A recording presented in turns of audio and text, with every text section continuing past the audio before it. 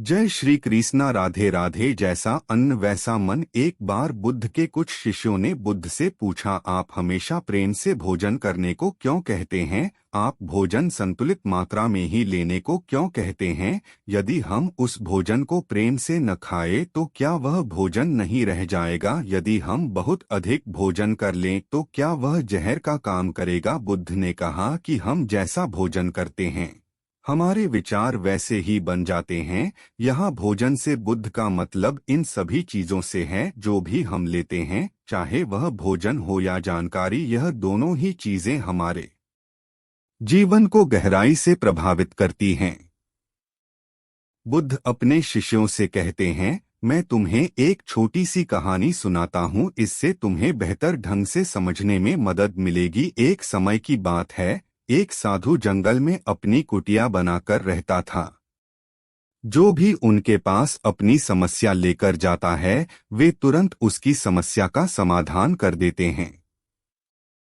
धीरे धीरे आसपास के गांवों से भी लोग अपनी समस्याओं का समाधान जानने के लिए उस साधु के पास आने लगे और वह सभी की समस्याओं का समाधान करते हैं। धीरे धीरे उनकी प्रसिद्धि गांव से शहर और शहर से राजधानी तक फैल गई। ऋषि की प्रसिद्धि उस राज्य के राजा के कानों तक पहुंची तो एक दिन राजा अपने सेनापति और मंत्री के साथ उस साधु से मिलने गए। राजा ने साधु से कहा, महाराज, मैंने आपके बारे में बहुत चर्चा सुनी है। मैंने सुना है कि आपके पास हर समस्या का समाधान है, इसलिए मुझे लगता है कि हमारी राज्य अदालत में आपकी सबसे ज्यादा जरूरत है, जहां लोग हर दिन नई समस्याएं लेकर आते हैं। आप यहाँ जंगल में अपना समय क्यों बर्बाद कर रहे हैं? आपको यहाँ उचित भोजन भी नहीं मिलेगा। जंगली फलों को तोड़कर खाना चाहिए, पत्थरों पर सोना पड़ेगा। आप हमारे साथ हमारे महल में आएं, वहां आपको हर सुविधा दी जाएगी। खाने के लिए स्वादिष्ट व्यंजन होंगे, आप इनका स्वाद लीजिए। आप यहाँ अपना समय क्यों बर्बाद कर रहे हैं? आप हमारे साथ हमारे राज दरबार में बैठिए और राज दरबार की शोभा बढ़ाइए। वह साधु उस राजा को बहुत मना करता है, लेकिन राजा नहीं मानता, उसके चरणों में गिर जाता है और अंत में साधु को अपने साथ महल में ले जाता है। और महल में वह राजा अनेक प्रकार के दान देता है। उस भिक्षु को सुख सुविधा की धीरे धीरे समय बीतता जाता है और इसके साथ ही धीरे धीरे साधु का व्यवहार भी बदल जाता है। आपको यकीन नहीं होगा कि किस राजा के महल में रहते रहते उस साधु का व्यवहार पूरी तरह से बदल जाता है। ये बात उस साधु को भी समझ नहीं आती। फिर उसका स्वभाव इतना क्यों बदल रहा है? फिर अचानक एक दिन मौका पाकर साधु महल से भाग जाता है, लेकिन वह अपने साथ कुछ कीमती सामान लेकर भाग जाता है। इसमें रानी का हार, हीरे जवाहरात और कुछ कीमती पत्थर होते हैं। जब राजा को साधु की चोरी के बारे में पता चलता है, इसलिए वह उसे पकड़ने के लिए उसके पीछे कुछ सैनिक भेजता है। भाई साधु को हर जगह ढूंढते हैं, लेकिन वह कहीं नहीं मिलता। साधु जंगल की ओर भागता है और भागते भागते थक जाता है। फिर जंगल के बीच में आकर एक पेड़ के नीचे बैठ जाता है। जैसे ही वह पेड़ के नीचे बैठ जाता है, तभी पेड़ से एक फल टूटकर उस साधु के पास गिरता है। साधु बहुत भूखा था, इसलिए उसने फल खा लिया। वह फल एक औषधि है जो पेट में जाने के बाद उसे बीमार कर देता है। यदि अनावश्यक रूप से दवा ली जाए तो यह शरीर को नुकसान पहुंचा सकता है।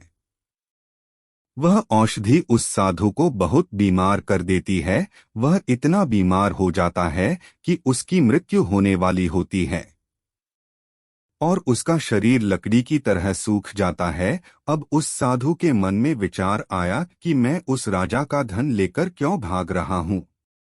मैं तो एक साधु था, न जाने मुझे क्या हो गया कि मैं यह धन लेकर व्यर्थ नहीं भाग रहा हूँ। यह विचार आते ही वह साधु आत्मग्लानि से भर जाता है। वह बहुत पश्चाताप करता है और महल में वापस चला जाता है और राजा का धन लौटाने लगता है, और राजा का धन लौटाने लगता है, और साधु से पूछता है कि तुम्हें कब लौटाना था।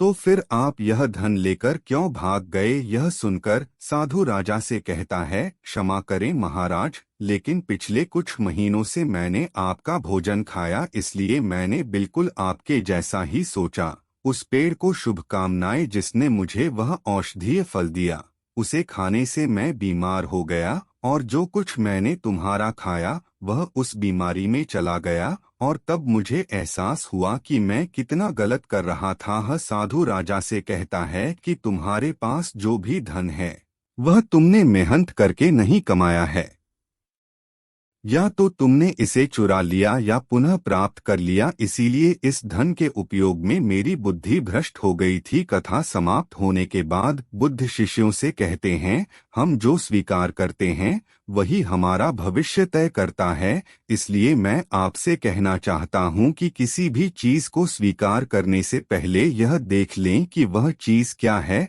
आप जो लेने जा रहे हैं वह कहाँ से आता है, क्या यह पाप से आता है, क्या यह क्रोध या ईर्ष्या से आता है, या प्यार से आता है। क्योंकि आप जो भी लेते हैं, चाहे वह भोजन हो या विचार, ये दोनों तय करते हैं कि आपका भविष्य कैसा होगा। दोस्तों, मुझे उम्मीद है कि आपको इस कहानी से कुछ सीखने को मिला होगा।